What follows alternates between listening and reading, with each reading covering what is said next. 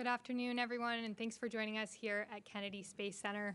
I'm NASA Press Secretary Jackie McGinnis, and we're joined today for an Artemis update by NASA leadership and our Artemis II crew. They just got a first look at the spacecraft that will take them to the moon. And unfortunately, we only have 45 minutes today for this briefing, so we'll try and keep it short. Joining us, we have NASA Administrator Bill Nelson, Deputy Administrator Pam Melroy, Associate Administrator Bob Cabana, Associate Administrator for the Exploration Systems Development Mission Directorate, Jim Free, Artemis II Commander Reed Wiseman, Pilot Victor Glover, Mission Specialist Christina Cook, and Mission Specialist Jeremy Hansen. First, I'll hand it over to the Administrator for a quick update. Thanks, Jackie. The fact that the crew has seen their spacecraft now, this is another major step of us going back to the moon. Remember, we're going back to the moon. It's actually a different moon. We're going to the South Pole. We're going to see several spacecraft, some too, perhaps, from other nations that are going to be landing on the South Pole in the near future, perhaps this year. So there's a renewed interest in the moon.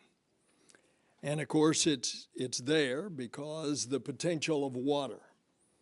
And if there is water in enough abundance, then you have the potential for hydrogen and oxygen, which would fit in very nicely with why we're going back to the moon this time after a half century. We're going back to learn to live in a deep space environment for long periods of time so that we can go to Mars and return safely.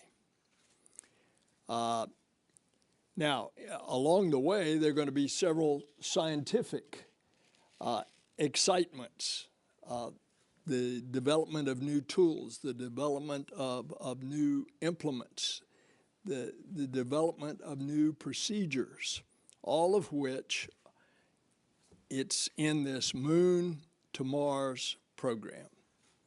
And that's the goal. We're going to venture out into the cosmos. We go back to the moon this time in a different way. We go back with commercial partners. And we go back to the moon with international partners.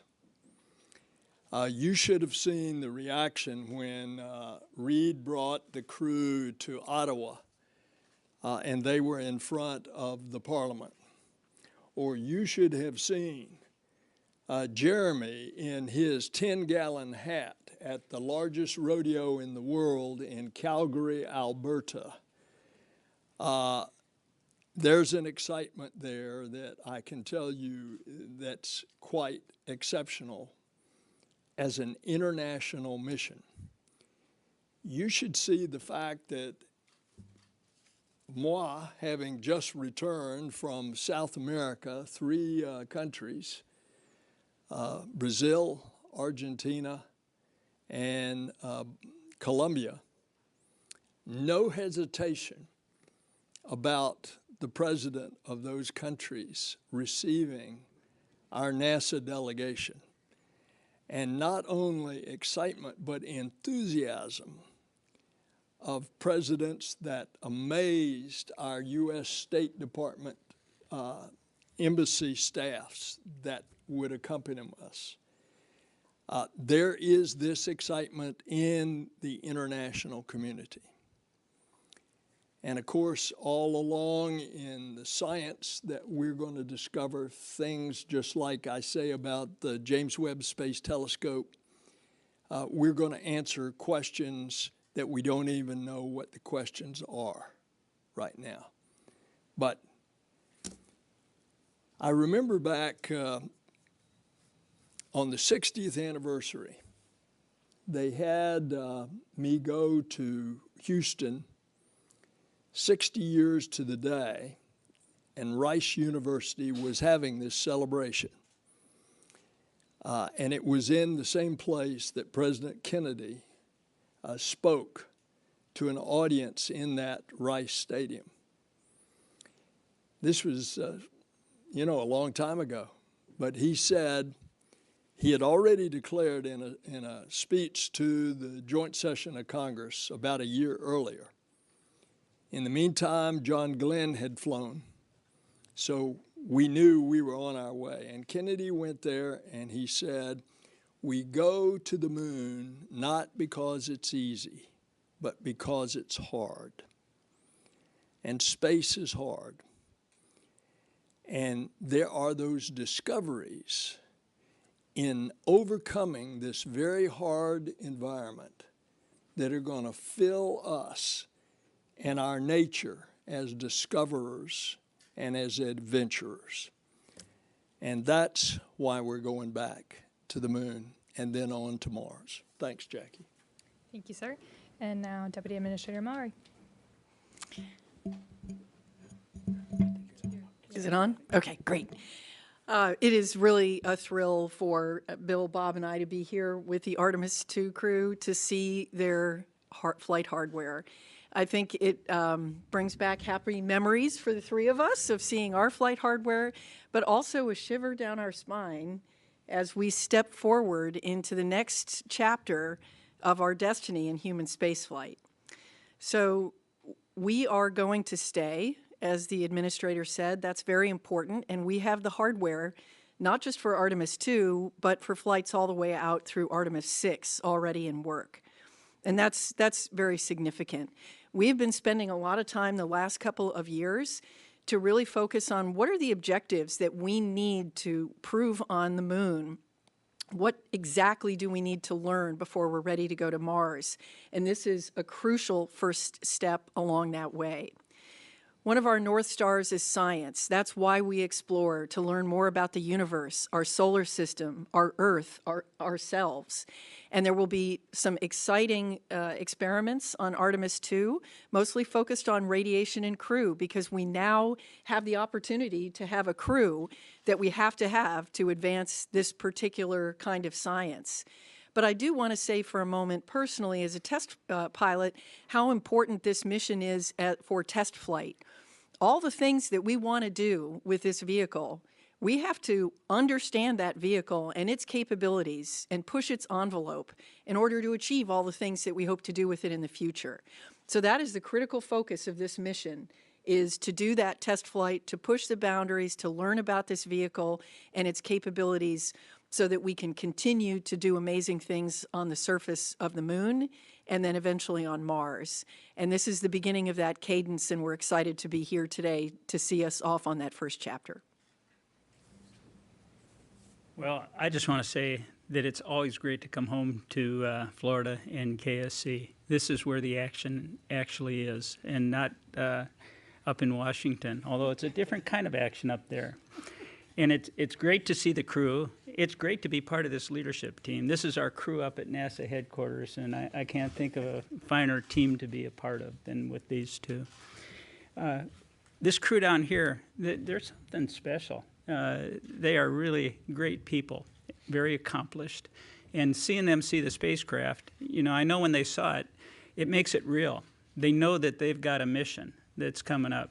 I think back to when we were seeing the modules of the International Space Station when they were just an aluminum shell, and watching them come together and be completed. We knew we were going to have a mission when we got to go up and assemble the space station. It really makes it real. And they got something to look forward to, and I envy them. I know these guys really well, and I'm very concerned about their health and safety. And I want you to know that as we move forward, going to the moon, going to the South Pole, safety is going to be paramount. It's not without risk, but we're going to do our very best to understand all the issues, the risks, to mitigate them as best we possibly can to ensure the safety of this crew. And that means a lot. And I want you to know, having lived through Challenger as a young astronaut candidate and through Columbia in a senior leadership position, we're going to do our absolute very best to ensure that when they strap in, we have done all that we possibly can to ensure their safety. We're learning a lot from the first Artemis test flight, Artemis I, and that's going to help prepare us for Artemis II. And Jim Free, my good friend who's leading this exploration effort for us, will share more about that. It's great to be here. Thanks. Thanks, Bob. Good afternoon, everyone. Great to be here. I guess I'm my own crew here because there's a crew there and a crew there. No, it's really great to share with you where we are with the hardware. We recently, towards the end of July, completed our post-flight assessment review from Artemis I. That's where we go through all the mission objectives, look at open items and anomalies, and trying to decide if we're on the right path for Artemis II. We looked at a number of things that have been open, the heat shield, an electronics box on the service module, and some of the release and retention bolts. Probably the highlight things. I think we have plans forward with all of those. We still have to get to root cause before we get to flight rationale. So to Bob's point about safety, that's one of the things we need to get through. As far as overall, we're still working towards the end of November for 24 for Artemis II. That's critical to stay on that path. It's this balance of pushing hard but maintaining the right philosophy of not pushing too hard, if that makes sense to you. But I think to us up here it does, because we still need to press and get our missions on a cadence where we're doing the exploration around the moon and on the surface. This is a great first step for us, but we do need to be vigilant and care about the people going on these missions. We do have a number of weeks of risk to that date. The crew module is the critical path right now. We have to get the crew module assembled and tested and then mated with the service module, then turn it over to the ground system folks here for processing. The Exploration Ground Systems team here continues to push towards a mid-November roll of the mobile launch tower out to the pad to do some verification and validation tests of all the systems that have been upgraded and repaired since Artemis I, and they're on a good path to the 16th. They completed a couple weeks ago the repair of the cable that holds up the crew access arm. So that was a big change. We were originally going to roll out on the 1st, but that was one repair we had to make. Orion, I talked about the crew module already. I'm sure it was great to see inside that for the crew. The service module was handed over from our European service module partners in the European Space Agency in June. We're continuing to work on the heat shield. We'll probably look for final disposition of that early next year. The Space Launch System, all the hardware is here right now except the core stage. We're holding the core stage back in Louisiana for some repairs that we need to make to one of the downcomers, and that'll probably be shipped in the November timeframe. There's no impact to the overall critical path or anything for stacking, which will probably start in the February timeframe of next year. From a flight ops perspective, obviously the crew training is well underway. The landing and recovery team, which is part of the ground system group here at Kennedy, did the underway recovery test number 10 last week, which included a night recovery. And I know the crew got to see the team in San Diego before they put to sea. You know, we're really not working major issues right now. We have some of the dispositions I talked about, but I think we're on a good path, and I want to stress that vigilance piece. I tell everybody, and I think I sat here at this table and said Artemis I was a great mission. We learned so much from it. The success was incredible. The only thing that carries over from that mission is the engineering. We're using all new hardware, so that vigilance of putting that hardware together and calling out when things are not right or there's a concern is really important, because these four folks next to me here depend on us to do that. So that'll be a focus of the team, and look forward to talking to you as we head closer to Artemis II. Reed? Awesome. Thanks, Jim. We made it to Kennedy. This is awesome. I'll speak on behalf of Victor, Christina, and Jeremy, and then we'll get into some questions. But we're fired up. It's a great day yesterday when you walk around the corner at the Neil Armstrong Operations and Checkout Facility, and there's your spacecraft that you're going to ride in. The ship, as they call it over there. And we got to look inside and hang out, and it was really quite fascinating. We've been busy since April 3rd. It kind of started with a bit of a media blitz, but then we got down to work. We've been studying spacecraft systems at the Johnson Space Center. We have gone out to Denver to visit with the Lockheed facilities out there and meet the engineers that are working on the vehicle, from the software, controls, and displays. As Jim said, we were out in San Diego working with our beloved United States Navy and the rescue and recovery forces that are working alongside NASA. And now here we are for our first visit as a crew to Kennedy Space Center. I think I want to touch on just two quick things. First, we get asked often what the measure of success for Artemis II is.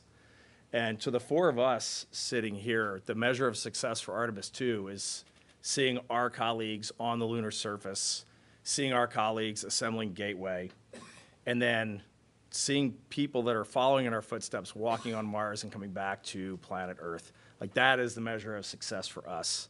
Artemis II is the tiniest footnote in the Artemis campaign, and that is really what we believe. And every day that we go to work, we're looking at this vehicle for the future. We're not looking at this vehicle for Artemis II, and that means a lot to us. The other thing that I wanted to say, because it's really struck us, is we hear about the hardware, and it's real. Most of you saw it this afternoon with the spacecraft. Those that have been to Michoud have seen the booster. Out in Utah, our solid rocket booster segments are getting ready to be shipped down here for stacking.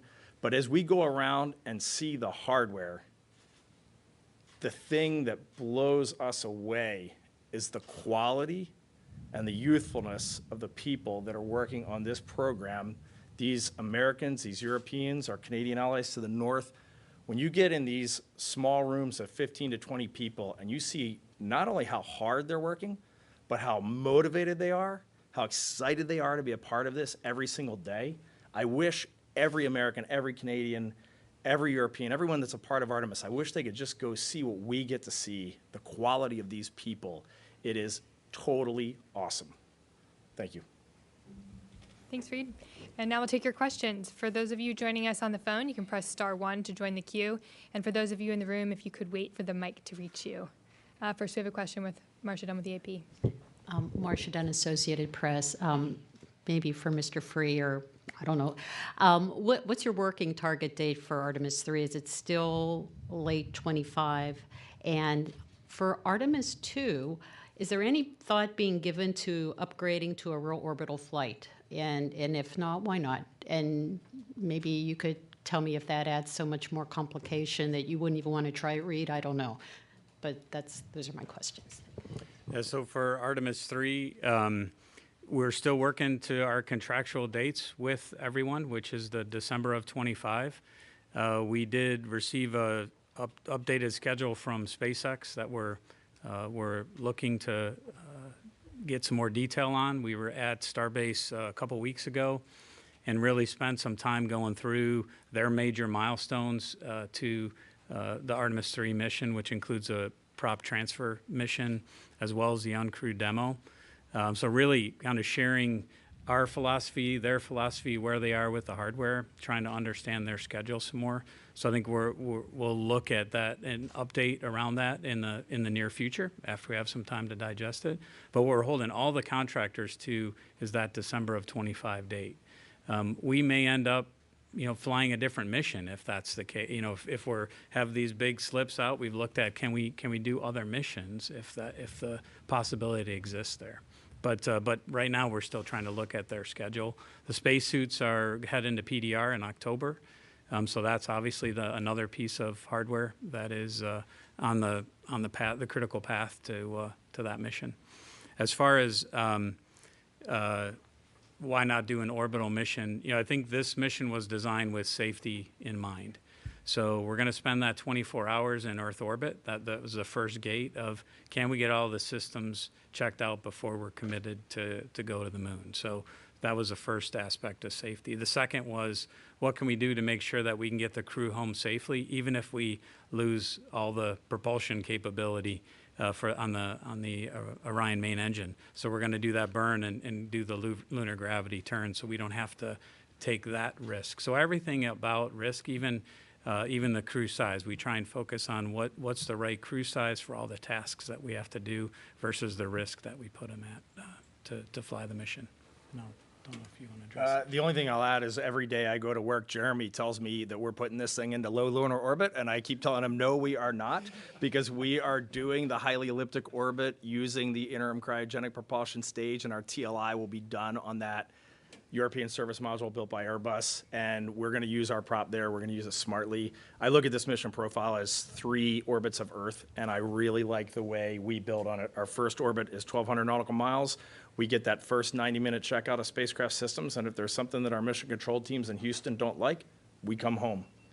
And then we do that big, highly elliptic burn, and we go out to 38,000 miles, which we're going to be glued to the window at the apogee on that one. But that gives us our 24-hour return capability, and if everything's looking good, we do our TLI burn, which is also our deorbit burn, really, and then we do a few course corrections on the way out and the way back. So I really like the way safety is built into this mission profile, and I don't think we're going into low lunar orbit on this one.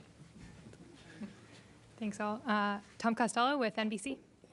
Here in the middle.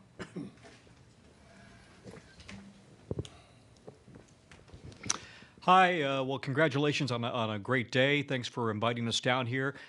Senator Nelson, to you, there is some discussion about the fact that America isn't the only one aiming for the South Pole right now. Potentially, you've got the Chinese also targeting the South Pole, and maybe even the Russians. Can you give us a sense of what is in play here in terms of the geostrategic issue and needing to get to the South Pole? And is this a competition to see who gets there first and who would have access to that frozen ice, to the water?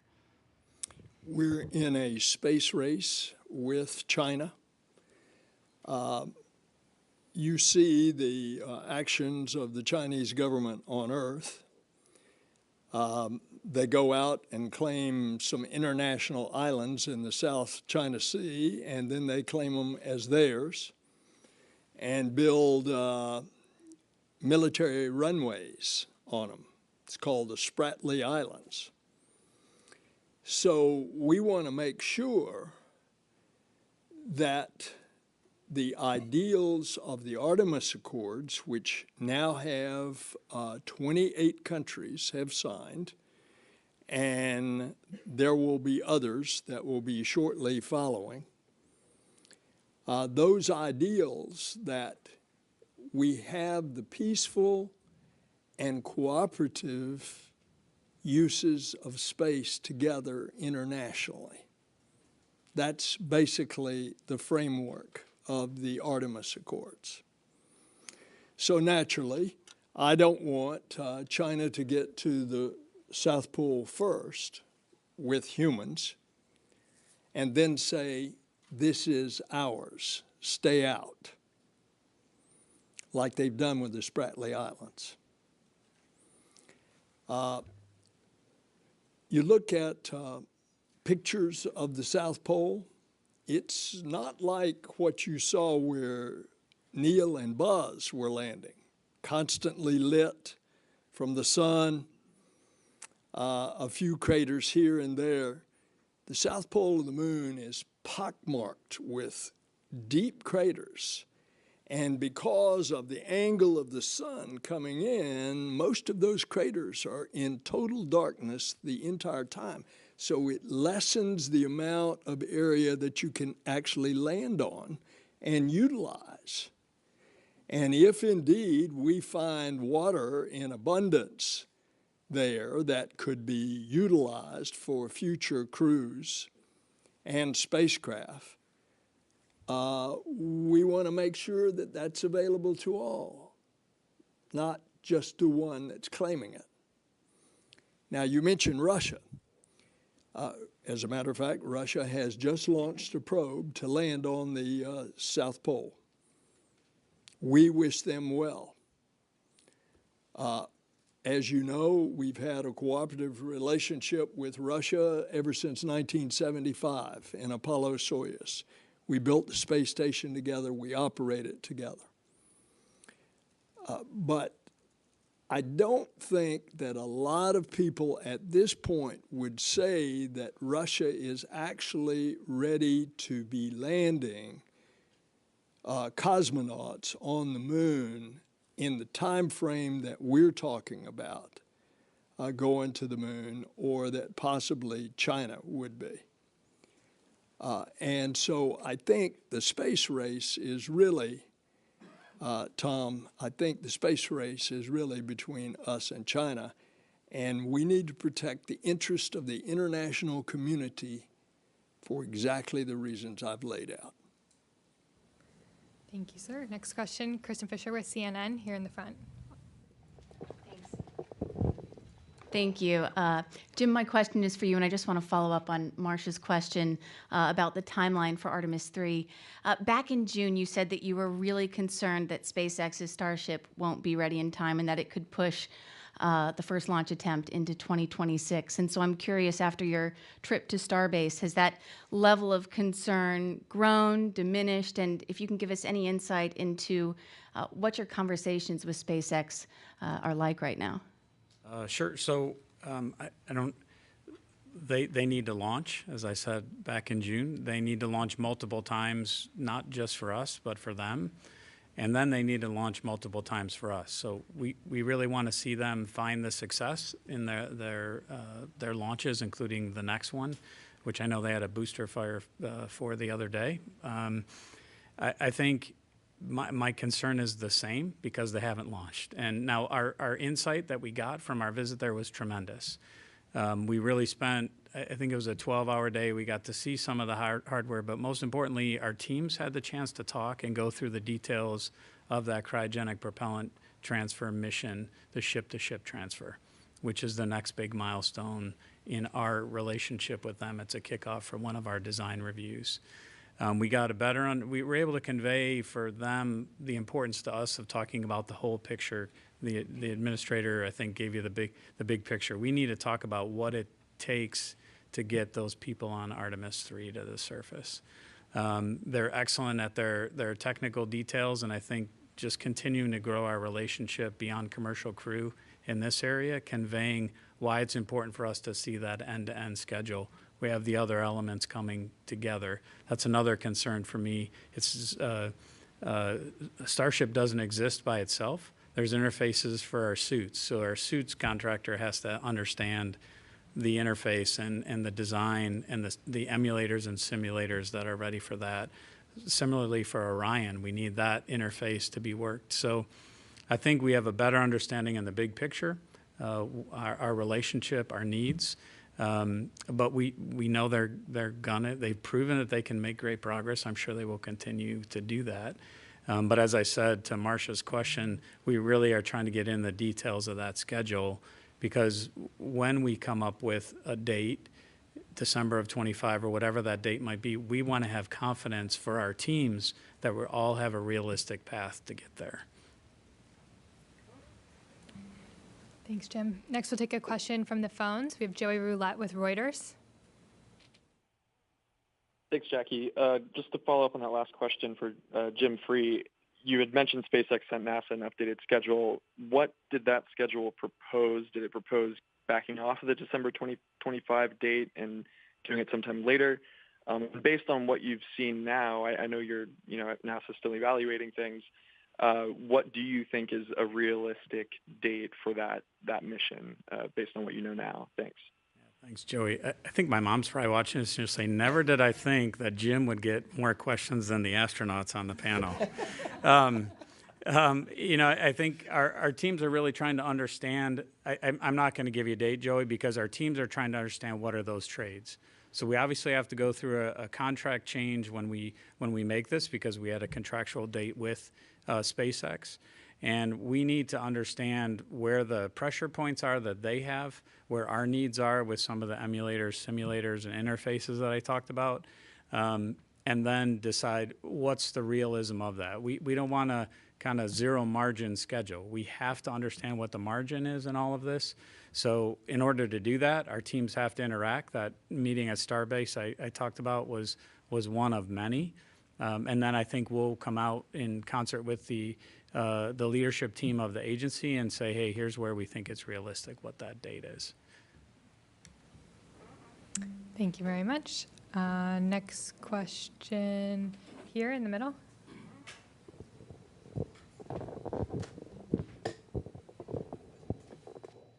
Hi, Philip Sloss, of course, for Mr. Free. You were talking about the issues with core stage 2, Michoud. When do you expect the stage to be ready for the engines to be installed? And if you have, understand you still have a decent amount of margin in that schedule. What's the need date that you need the stage here at KSC?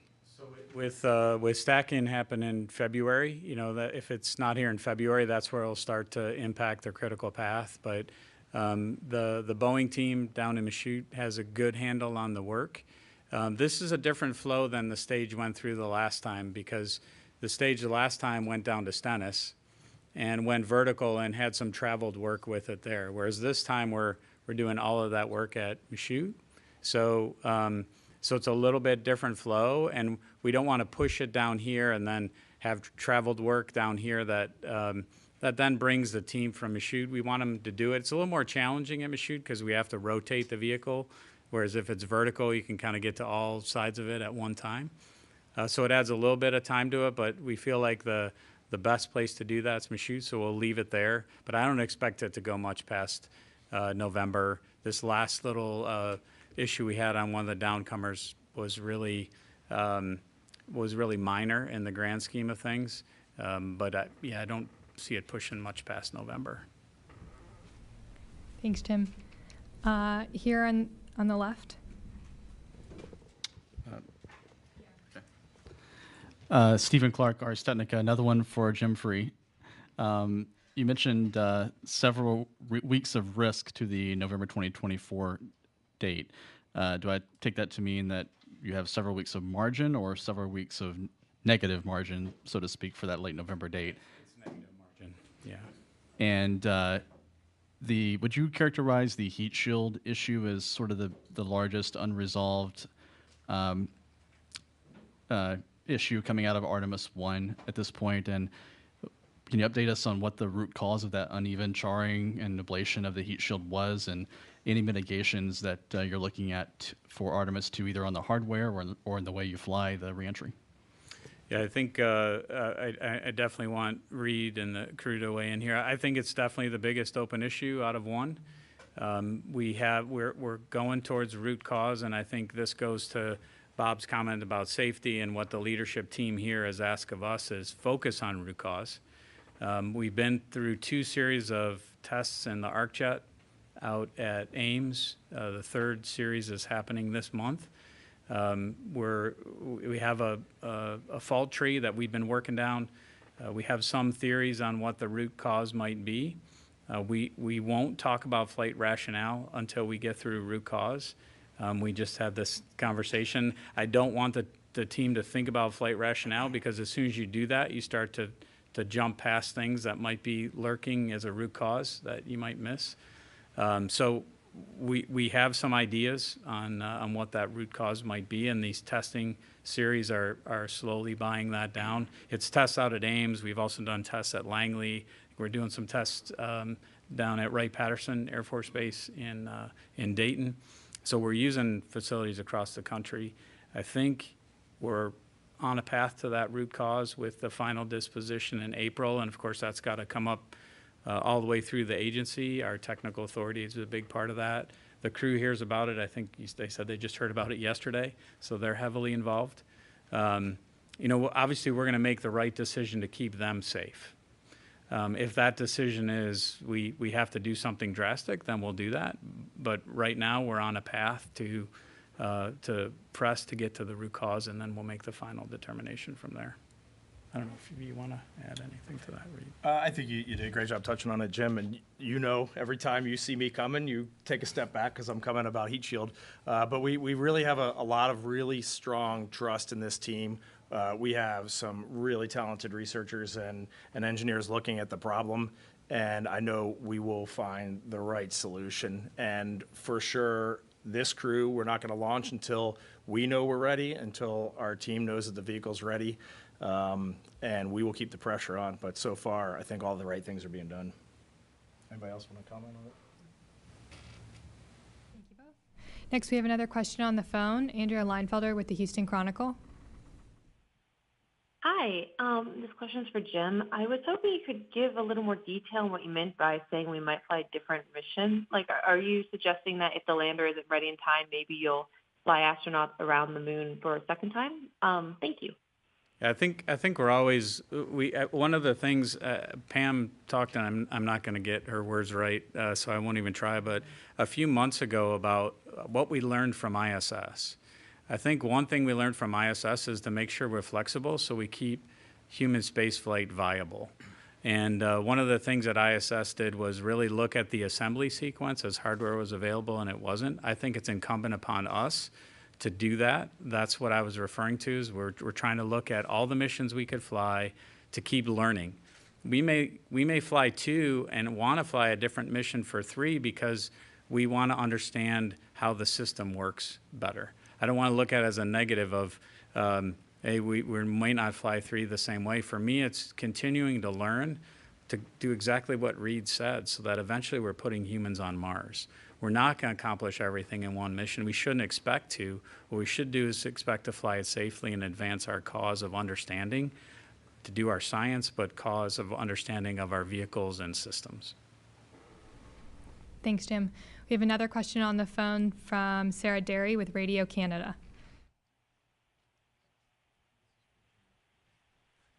Sarah?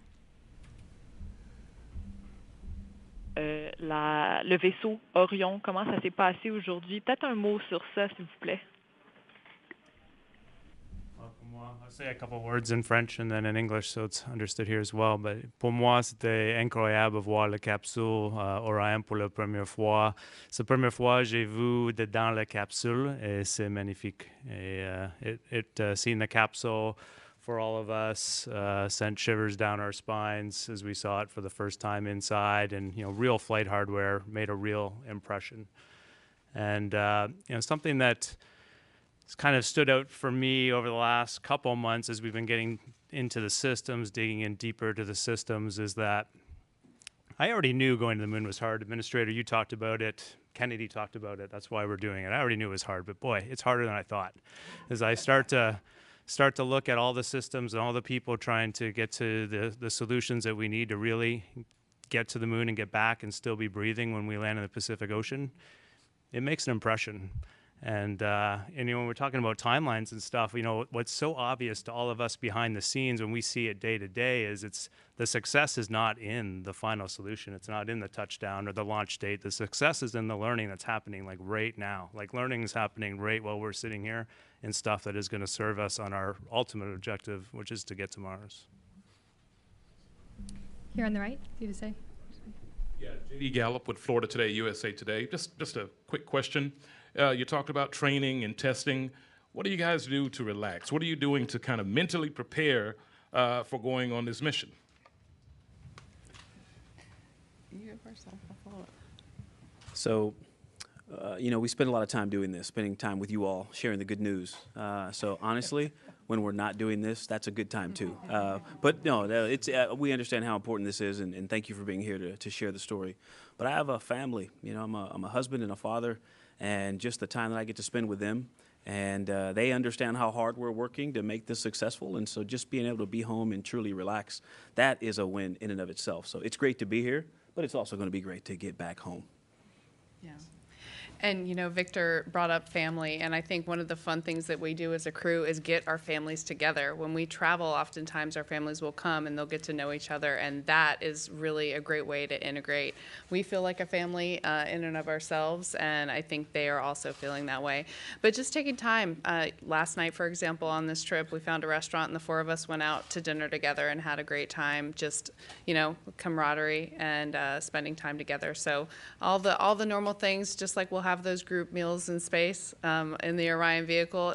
We're doing it here on Earth to prepare for getting to know each other and all that trust and relationship building that's going to be needed for ultimately the successful mission that we're going to do together. And I'm hearing whispers or a question about which restaurant. We're government employees, we're yep, not allowed to no endorsement. Next question. Richard with the Orlando Sentinel. Hi, thanks. And this is for the astronauts. Sorry, Jim. Last time Reed and I were in the same room, we spoke. We had an Apollo astronaut telling us great stories. I'm wondering if each of you have had the opportunity to discuss with any of the people still with us who have already traveled to the moon, and if there's any inspirational stories that you might be able to share. Thank you. I almost missed a call from General Tom Stafford because I thought I was a telemarketer on the day that we were announced as a crew on April 3rd. And I did pick up the phone, and what really shocked me was how unbelievably excited he was that we are going back to the moon for the agency, for the nation, and for the planet. So that was my story. And, you know, someone who is very active in lunar science, period, and obviously the architecture that we're going to use to go back to exploring the moon and beyond is Jack Schmidt. He's still around. He's still very active. And to see his excitement and continued enthusiasm about this project is great. And so he's always been around. But someone who I've had some really interesting conversations with about recently, and he didn't go to the moon, but was an Apollo astronaut, Rusty Swikert. And our conversation centered around human nature and ancient wisdom. And I'm gonna save it for later because I think he's gonna have a chance to tell some more of this story. But the ancient wisdom part was a really fascinating conversation. Thank you so much. Good time for one more question. Here in the front. Yusuke Tomiyama, The Yomiuri Shimbun, Japanese Daily. My question is to Mr. Nelson. You mentioned the difference between the Apollo program and the Artemis program. One major difference is international cooperation. Japan secured the opportunity to both fly on the gateway in the Artemis program, but the opportunity to land on the moon has not decided, so uncertain. What do you think about the opportunities for Japanese astronauts to land on the moon? This is a question that every country, most every country in the world is asking. And of course, the specific answer to your question will be decided years later. Thus far, those countries that will be represented by an astronaut going to the gateway have participated in the planning and will participate as part of the gateway, which is the mini outpost or space station that will orbit the moon.